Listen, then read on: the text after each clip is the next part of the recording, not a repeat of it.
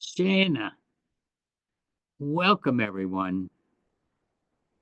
And let's see, I have the recording going.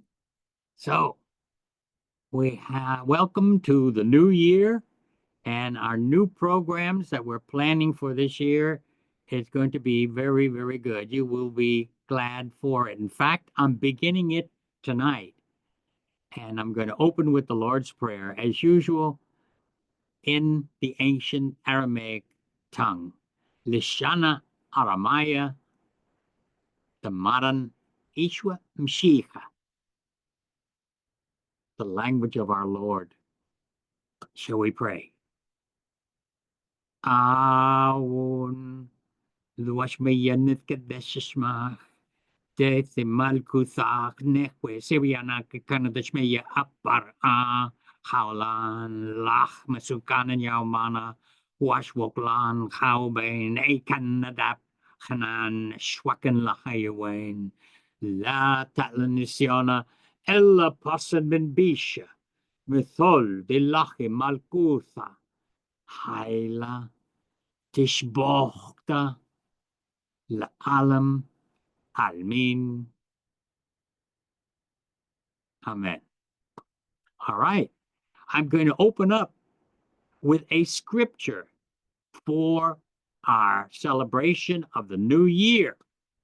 We're only 8 days away that we've already settled for the new year, but I'm going to open up with a scripture. And this is from the prophet Isaiah. And what does he say? And people think that when he's saying this so calmly and just as a matter of fact. But I could hear him say this. This is my translation of Isaiah, where he says he's speaking for the Lord God. And through this prophecy, remember, a prophet is a spokesman for God. In other words, he's a messenger. And therefore, when he speaks in the first person because he is representing God to the people. But as a prophet, he's a spokesman. So he has to use the personal first person pronoun. And so he says, behold, I am creating new heavens, new earth, and the former things will no longer be remembered. And then he says, or come upon your heart. That's in Isaiah 65, verse 17. But what does that mean? That God says he is creating new heavens, and it's plural. Most of them just do it singular, a new heaven and a new earth, but it's really plural there. It means the entire universe, the entire cosmos. And with earth, it is new earth. And so then he says, you will no longer remember, nor will it come upon all the former things. You will no longer remember or come upon your heart. But in the book of the Revelation, let me read that one to you. It says, and I saw new heavens and a new earth, because the first heavens and the first earth have gone away, and the sea is no more. And the sea is no more. What does all that mean? Well, I wrote it down here so you can get it. It says, when it says new heavens, that means a new order of life, free from all kinds of evil, suffering, and injustice. That's what Isaiah is saying when he says, I am creating new heavens. and a new earth. And everything you've known in the past, you won't remember that anymore. Neither will it come upon your heart. When did that happen? Jesus brought the new heavens and the new earth. And this is why in the book of the Revelation it says, I saw the new heavens and the new earth, and the first heavens and the first earth have passed away, or has went away, is what it says too. Passed away or went away, either one's correct. And it says, and the sea was no more. The sea represents, this is the book of the Revelation and its symbolism.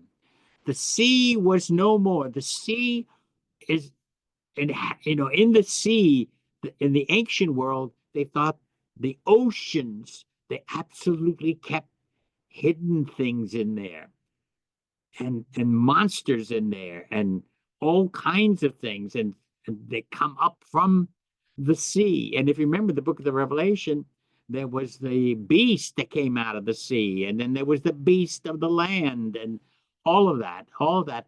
The sea was no more means the subconscious has been cleansed. It's consciousness, but the subconscious has been cleansed. It's beautiful. So the new heavens and the new earth and the sea, the hidden, all the hidden agendas now have to be cleaned out. That's what the sea was no more, which means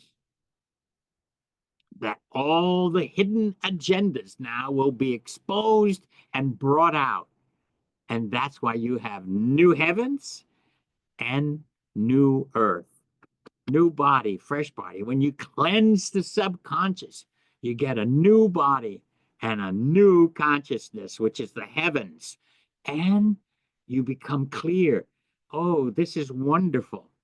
It's the imagination. I thought that would be really nice to start off these Wednesday night sessions now for 2025.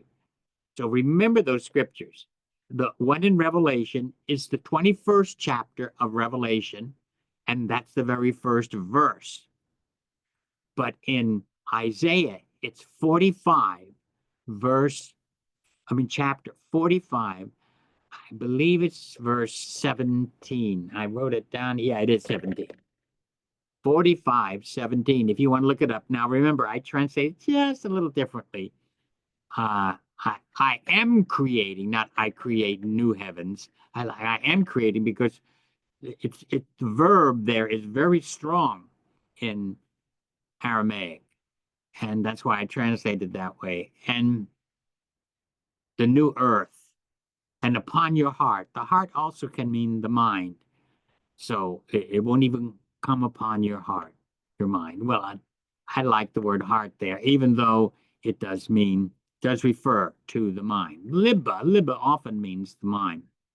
It's when Jesus said that in the Beatitudes, when he said about the cleansing a pure mind, a pure heart. A pure heart means a cleansed mind.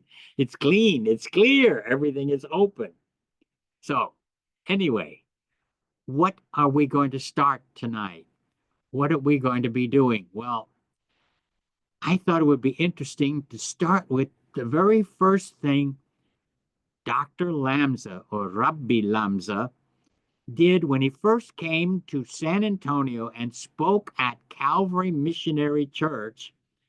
And his very first talk on a Sunday morning, and when he opened up and took us into ancient Mesopotamia, or in Aramaic, they call it Beth Nahrain. All right. So, where are we going to go? I gave you the scriptures. So now we're going to go into ancient Iraq, which was Mesopotamia, which is a Greek word meaning the land of the rivers. And in Aramaic, it's the same thing. Beth means like the house of the rivers, literally, but it means the flat land of the rivers and Tigris and Euphrates. Okay, I'm going to have to pretend this is a map, and I'm going to have to do it for you.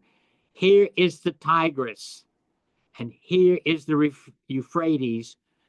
There are two rivers like this. On this side of the river, on the east side of the river Tigris, it was called in the ancient world Elam or Elam. But today it's known as, and just above it is Media. So it was Persia. This is ancient Persia, right close to Chaldea. This is why the Persians were able to conquer Babylon, because here's the Tigris, here's Elam, and later on it became known as Persia, and now today it's known as Iraq. It's right on the other side, on the east side of the river Tigris. Now, in between these two rivers is where we have Ur. Ur is way south, close to the Gulf. Close to the Gulf, right? The Persian Gulf, right in here. Close to it, but not on it, but close to it.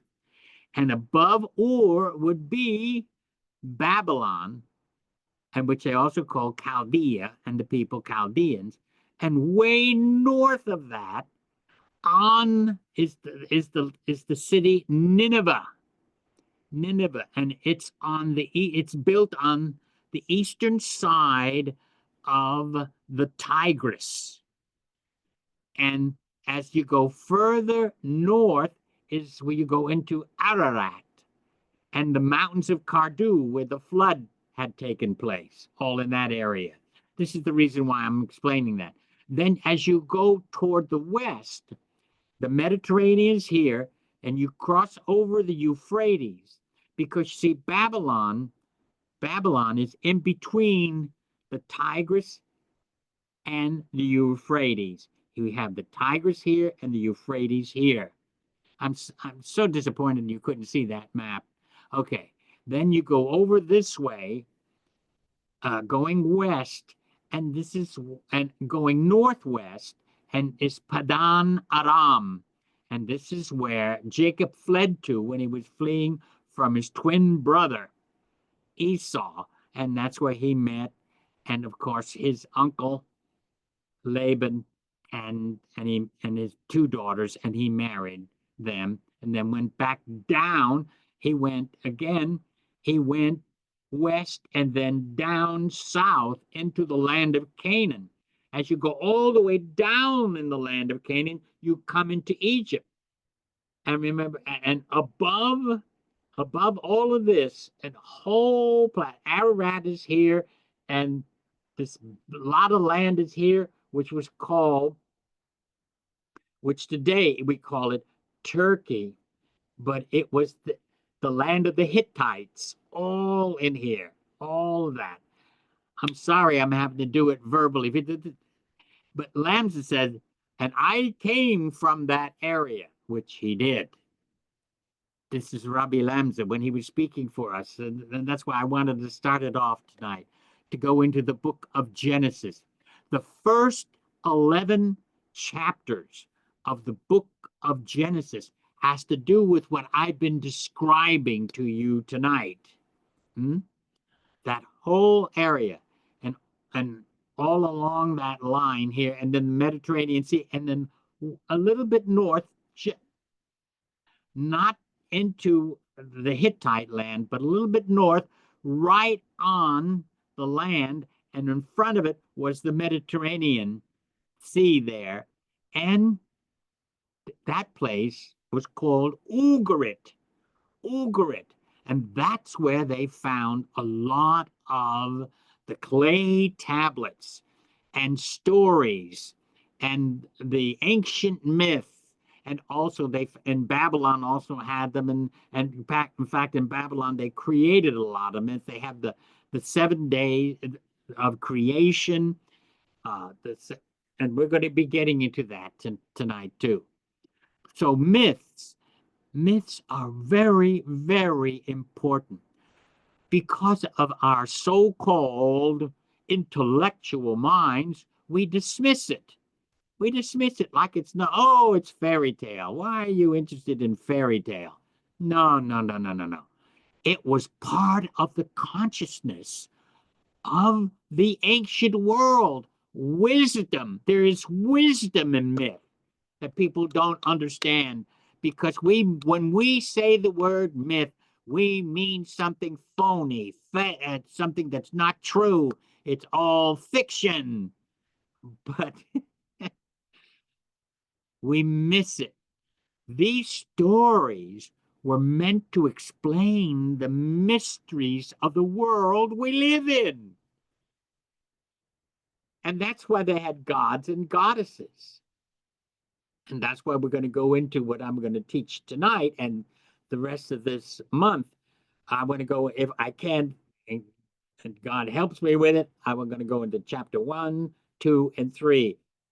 Both the idea of the creation and then the Garden of Eden story, because they are foundational and you have to understand it. But we've been taught a wrong foundation. We've been taught a wrong thing about the Eden story, and we've been taught a wrong thing about the first creation. Actually, there wasn't two creations, there was just two stories about creation. Lamsey always used to say, well, the Garden of Eden story is really a commentary on really the creation story in chapter 1. That's how he always explained it. But what we have, because there was two different kinds of teachings from it. From chapter 1, which is total creation, and the other is the Eden story, the creation of the man and the woman and in the garden. It's not really two creation stories. There's only one, and that is the first one. And there's a reason for all that, and I'll be teaching you all that tonight. And normally I don't do this. I just do it for students or people that I that I always have all the time. So I've decided to do it now, starting in 2025. All right. Let's go to the very first chapter in Genesis. This is the Aramaic text. I was able to get this one. I had to send for it almost into the Near East and order this one. And it's the entire Bible, both Genesis all the way through to the New Testament and the book of the Revelation. So I thought I would open it up and read it to you, because I know the Hebrew too. So I'm going to give it to you so you can see what I'm looking at. See? There it is. Can you all see that? This is it. This is all the Aramaic there. All right. The first verse, well, the book is called Sipra de Britha. Sipra de Britha. Sipra means book or scroll, and that's what it means, Sipra. And de Britha means of creation. The word Britha in Aramaic means creation, and it also means creature. I can use here, it doesn't mean the book of creatures, it's talking about the book of creation, Britha. And I say de Britha because it means, when I say de Britha, it means of creation. Okay, here's the first verse. Brashith, bra, Allaha, yath shmeya, yath ar'a. That's the first verse. In Hebrew, it's almost the same. Listen to it. Here's the first word in Aramaic, brashith. And in Hebrew, it's breshith. But it's the same word, just pronounced slightly different. And it's the very same letters, very same letters. And instead of saying bra, which is a verb of the past tense, it's called the perfect tense, means it's complete, done. That's what we call it the past. But in Aramaic, it's called the perfect. The perfect tense means it is finished, done, something that occurred in the past. So bra is Aramaic, bara is Hebrew. Same, the root is the same. A Beth and a Resh, a BR. It's all consonants, and all the vowel sounds that was added then, that's what makes the difference, is the vowel sounds between Hebrew and Aramaic, but the letters are absolutely the same. So bara in Hebrew, created. And instead of Allah, they say Elohim, and I'm going to explain all that. That's the Hebrew. And then it says Eth, where in Aramaic we say Yath, but Yath has a meaning in Aramaic. But in Hebrew, when they say Eth, it's directing you. It's saying the verb is following a direct object. It's going into what it's pointing at. So you don't translate that in Hebrew. You just don't translate it. But I do translate this from Aramaic. Okay. And which I'll tell you my translation in a minute. And then it says shmaim. They put an I-am to pluralize in Hebrew. Shmaim. Shmaim it sometimes can even be singular too. They'll translate it as singular instead of plural. And Shmeya is the same thing. It's the same letters. It's just they change a little bit for the pluralization. Then Yath, again, Yath, which is, I'm going to translate that later. Then Ara. Ara means land and earth. It can mean either one. Here we just use the term earth, okay? However, when we say the earth here, we think of the globe. When we say earth in this very first verse. Okay, so let's get into what it is saying. First of all, when Lamsa translated this, he reversed it, which it should be, because in Aramaic, the subject sometime will appear as the third word in the sentence, and sometimes at the very end. And the verb will come before the noun. The noun is God. So this is why when Lamsa translated in English, he says, God created the heavens and the earth in the beginning. Okay. There's something you got to understand here, especially about Semitic languages. They have different meaning, and in Aramaic, it's really, really clear. Okay. Even though it begins with Breshith is Hebrew, but Brashith is Aramaic. But Bra and Bara means create, but not as we use that word create. We cannot use this word Bara or Bra for when we create. This is why a Jewish scholar who was right here in Atlanta, and I had his book, but I lost it when I moved here to Atlanta. It was very, very good.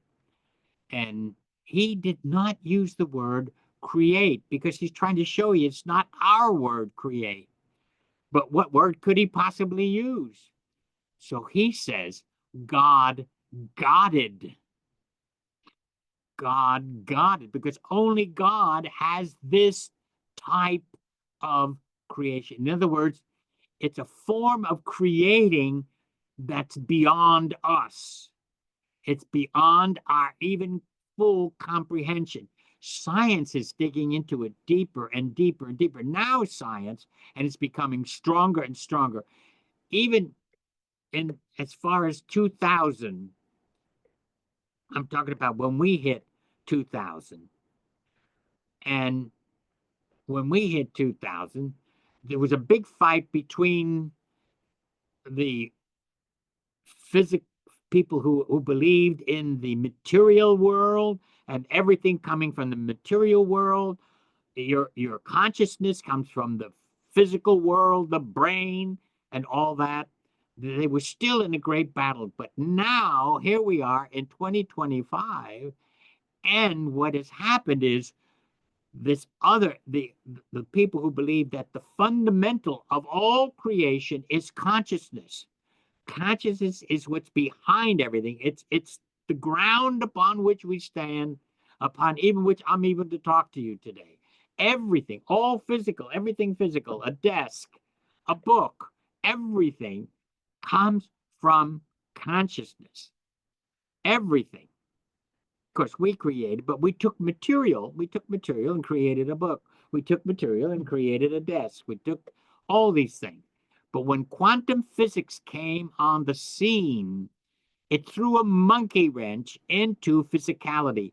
Even Einstein got very upset over this new way of looking at things because he was talking about, he felt it messed up his idea about time changing as you go into different spheres.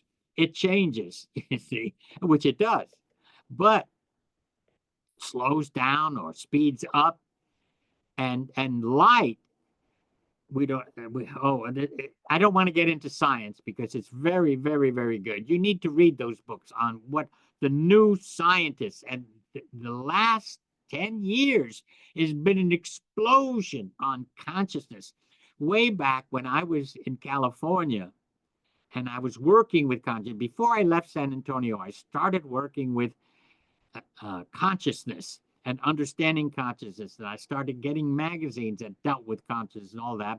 But then I moved to California out of San Antonio, Texas, and went to California there. And that's when I did a lot of research and work on consciousness. And besides the Bible, of course, I started with Aramaic in San Antonio when we brought Dr. Lamza in to speak for Calvary Missionary Church. And this is what he did. He brought us into this land that we're talking about now, here, when we're talking about in the first chapter of Genesis. They're his people. He understood it, even though he wasn't Jewish, he was Assyrian, but he understood all that. Abraham, remember, Abraham wasn't Jewish. Isaac wasn't Jewish. Jacob wasn't Jewish.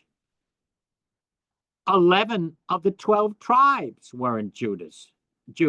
They weren't. They weren't Jewish.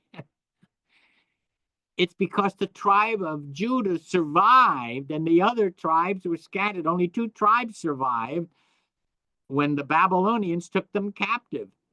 And since the tribe of Judah survived, this is where we get the term Jewish from Judah. And when Israel was resettled again, when the Persians allowed the Jewish people to go back into their own land, then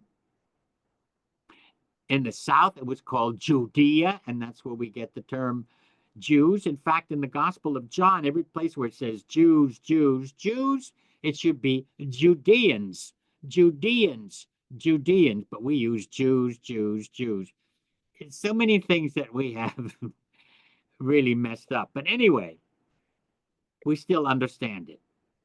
So the word, when I was talking about creation, this is a special word, a special power. And I use the word power, and it's more than a power.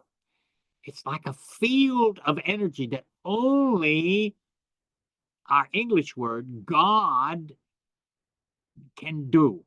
Only God can do this. And I have to use English to express it. It's Allah or Elohim. Now, Elohim, the word for God really in Hebrew is Aleph Lamed Hey. Aleph Lamed Hey.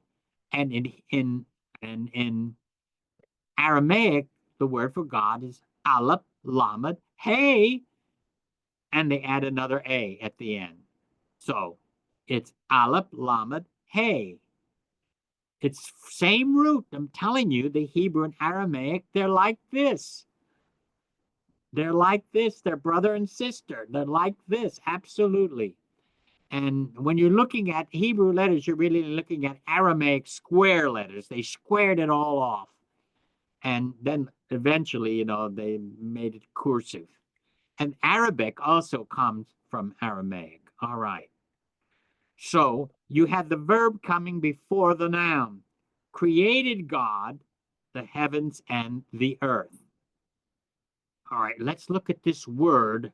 Let's go to God first. And the word, the verb create. And I'm going to explain in the beginning too, because I don't translate it in the beginning. I like to say at the beginning. And I put it at the last thing in the sentence. God created the essence of heaven and the essence of earth at the very beginning, which means God is beyond temporality. He's beyond materiality. He's in. It has nothing to do in the sense of time and space. It was his creative act that brought time and space into existence. This is the power now. And people say, oh, this is a myth. No, it's not. Science is more and more discovering it more and more all the time, all the time. Now, just, unless you get it, but it's not in the news. Our news never reports this thing. They're always reporting, oh, everything's brain. Everything is brain. There's nothing that comes from spirit. Everything is total brain. Well, they're brainless. The news. They never give the whole story. They only give one side of the story and not the other side of the story. Just one. When it comes to science, even when they're reporting science, they favor just one. Everything that's material, everything that's physical, not one thing that stirs the imagination, that moves you into a whole new world, that makes you realize we're more than flesh and blood. Yes, it's our consciousness. And materiality didn't create our living consciousness where you feel things, know things. No material thing. The single cell, when it started from a single cell, the intelligence is in that cell. How did it get that intelligence? It's in that cell. Absolutely. And then when it breaks off into all the other different ones, and they have a cell that knows how to create the arm, knows how to create the nose, knows how to create the mouth. All that was in that one single cell. Again, I said I didn't want to get into all of this, but that is into science. But I want to show you, though, that the Bible is using something else. The first verse in Genesis 1:1 is your key.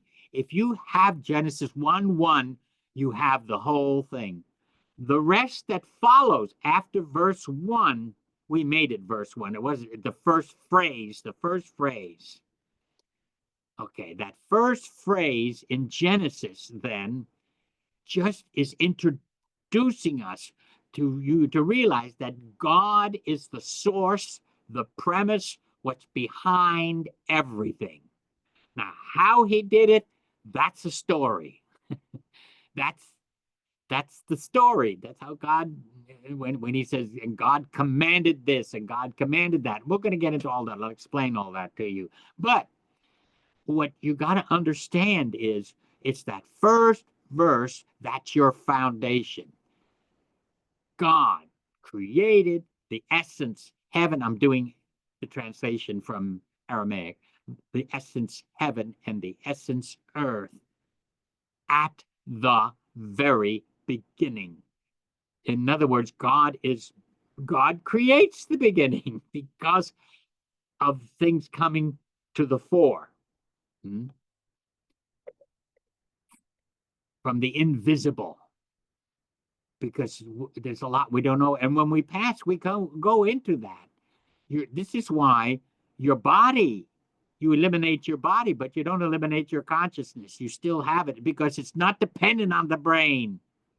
It is for the things we're doing now. I need certain things to work properly, neurons and everything in the brain, for me to pick up this book, to read the Aramaic to you. But the feeling of consciousness, the seeing of consciousness is so totally different. It's not from the brain. That's why people, when they're dying, they see their relatives that have gone on before them, or they see angels, or they see something a little different because the consciousness is very much alive. Okay. See, I haven't even gotten into fullness of the verse here. Let's talk about God for a minute. Okay. I told you, I gave you the word in Aramaic and the word in Hebrew. I want to read you something. Dr. Lamza talked about this when he first came to the church in San Antonio. And this is the commentary that that we worked on together. He did it first. He had one just on the Old Testament, but I told him it's not complete. So he and I added more, and this is why I have all these sets. This is Aramaic Light on Genesis. It doesn't have everything in here, but it does have a lot. But I'm going to read to you the introduction, just a paragraph or two about God. You need to understand it. It's about spiritual concepts. All right? Let me get to it right here.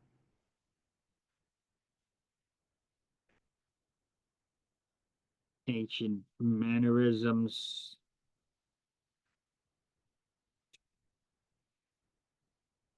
Here we go. All right. I'm just going to read certain sentences out and then one paragraph. Okay. Although the primary, all right, let's talk about the book itself. The book Genesis is from Greek, which was also from Latin. It means origin. That's Genesis, means origin. It's definitely from the Greek. Okay, but in Aramaic, it's Britha, and in Hebrew, it's Breshith, in the beginning. That's what they call the book, in the beginning. I like to say at the beginning, at the beginning. Okay. Well, I know I have it in here. There's something I was going to read you. I didn't mark it. I want to explain about God. I love it the way Robbie put it in here. Dr. Lamza, let me get it for you. Ancient customs, dreams and visions. Here it is. Okay. All right. God is the spiritual essence of life. God is the spiritual essence of life and intelligence that governs the entire universe. I was talking about that earlier when we were doing this. A physical God, this is the problem. A physical God is man's own idea and invention. God itself is truth, life, light. Therefore, God must be understood spiritually, or metaphysically, if you want to put it another way, metaphysically, a little bit beyond the physical. Furthermore, according to the Hebrew story of creation, everything that God created was perfect and good. Hence, God is not the author of evil, nor is evil a reality. Okay, so when we think of God, you've got to free yourself from thinking of a human being. If you notice, a lot of NDE experiences, near-death experiences, people can't describe God. Sometimes they hear the voice, they feel the presence, but they can't describe it. Sometimes, one I did read, they said they thought this illuminated face, that it was God. But again, it's only the consciousness that's doing that, because you cannot see God. God is more than anything we know anything about, because it's beyond our full comprehension. We only get bits and pieces. That's all. And the word Allah in Aramaic and Allah in Arabic, because coming from the root, Allah means the self-existent. It is what the invisible existent. You cannot see it, but you feel it, you know it, and we can feel God now. You don't have to have an NDE for that, a near-death experience. accept that when you die to your old beliefs, that yeah, then you'll start feeling God. Then you'll start knowing something deep within your being, and you find yourself there's something more than just your pumping heart. There's something more than just the blood flowing in your veins and arteries. There's something more than just the skin and stuff like that. But you know it in consciousness. God can only be perceived in consciousness, and it's only in bits and pieces. And words only point to God, even when we say self-existent, because it is all beyond that. That's why Jesus is so powerful, because he was an expression of that. And Jesus was a physical man. He was a man like you and me and like anyone else. He was physical.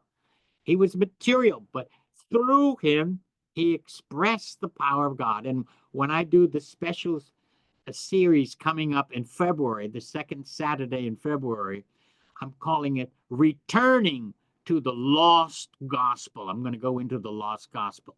I'll tell you a little about it later when we close out. So that is God. So that's what you start with in the very first word in that sentence, God, and then the verb in English, because it's English, Godded. In other words, he had something that's beyond our sense of creation. We're trying to do it. We're trying to get art. We're trying to make a material thing. We cannot give it consciousness. It can't. No computer has consciousness, and no robot you create has consciousness. Doesn't have it. Just, and you can't. And they're trying like mad to do it, but you can't. You can't, because it's not a living cell. A computer's not a living cell. It's made of material stuff. It's not a living cell. We are living cells. Animals are living cells. Trees are living cells. The earth is living. And therefore, even though they try to take that material and give it consciousness, they can't. Consciousness is what makes us different, and animals have that too. That's why they feel us, know us, and we love them and feel them, and they feel us. And to a certain extent, but not the same style. And just think, because plants don't have brains, but they can still feel. And when you send the energy, because it's the energy, they're a, like grass or things like that. They are pictures of energy. Different shapes of energy is what they are. And when your energy meets with that, and you take care of it and love it and pour water on it and all that, it blossoms for you, because it's energy with energy. That's why that works. And your consciousness is what is so different about us. And we'll get into that when we get into when God created humankind, okay? So, oh, I didn't realize time is getting away from me. We're just beginning this. We're just starting this. I'll go into more detail on this next Wednesday, into the first chapter of Genesis. And those of you who have this, why don't you go ahead and read Aramaic on Genesis, Aramaic Light on Genesis. Or if you have, let me see if I got it here. Ah, there it is. This one, The Mysteries of Creation.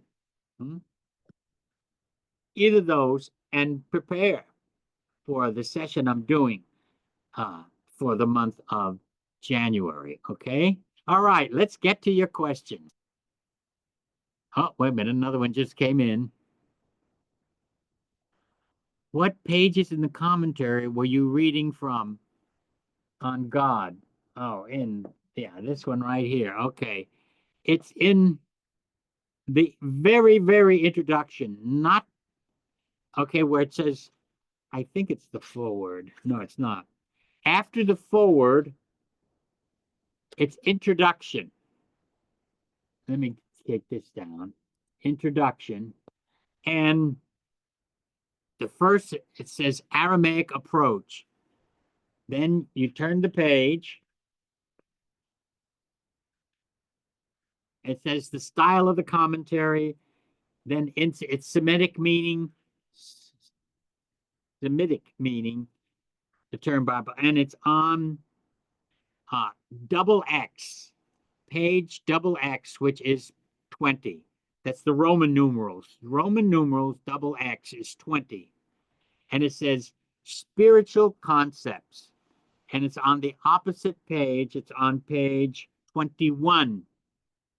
And it's the very first paragraph, because this paragraph here comes from the other page. So it's the very first paragraph, which says God is the spiritual essence of life and intelligence that governs the entire universe. A physical God is man's own idea and invention. God is simply truth, love, light. Therefore, God must be understood spiritually or metaphysically. I didn't put the word metaphysically in there. I broke this all down and we added a lot of things. That's why it's written by the both of us, okay? Dr. Lambs and I together, because I worked on it some to make it flow a little better, okay? And added some other things in there. And my translation, when you're reading the very first verse, I translated for you the way I said it tonight, where Brashid Bra Allah, it's the second paragraph on page 5. Brashid Bra Allah Yath Shmeya Wayath Ara. God created the essence heaven and the essence earth. I said in the very beginning, but I like to say at the very beginning. The Aramaic word Yath, Y-A-T-H, which I'll be teaching all of this next week. So, and bring your questions too, okay? Oh, I see it, and I think another question has just popped up. All right. What page is in the, oh, I just did that. Here we go. To share the screen map, you need to share your screen. Look in the Zoom controls. Okay. Well, then next week I'll do that. I'll experiment with it on it this week and ready for next week. And I'll put it on and then I'll go to share screen. Okay. And that's probably why it didn't come up. Okay. And all right. Thank you for that. I appreciate it. See, Hanny isn't here to help me with all that. He knows all that. He can fool with that. This commentary is absolutely fascinating, but how can we translate the wisdom into our life today? Well, when you understand it, it happens for you. It just happens for you when you translate. I'm going to get into more of that too. It's realization. All you have to do is realize it. Once you realize it, it becomes a part of you. Okay. We'll go into more of that as we go deeper into this story of Genesis. Okay. There's another question. This is not a question. This is an affirmation to what you commented upon. God relates to NDEs. I spoke with presence. I just knew that is how presence describes itself. Presence conveyed to me its name. Of course, in meditation, we can feel our presence, thus leading to presence, which is a capital P, the presence. You could use an article, the presence. I knew I was presence in individual form, as well as the billionish people were also presence in the individual. And but individual means undivided. But what I call it is we particularize. The presence particularizes as you, as me, as as anyone else. That's the word I use. Very good, though. I like what you're saying here. And collective presence.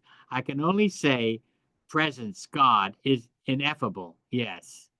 No definition, but real. Absolutely. Absolutely. And Science is now waking up to that. Oh, another question? Let me see. I didn't see it. Uh-huh. No, didn't come in. Okay. All science is coming to this now.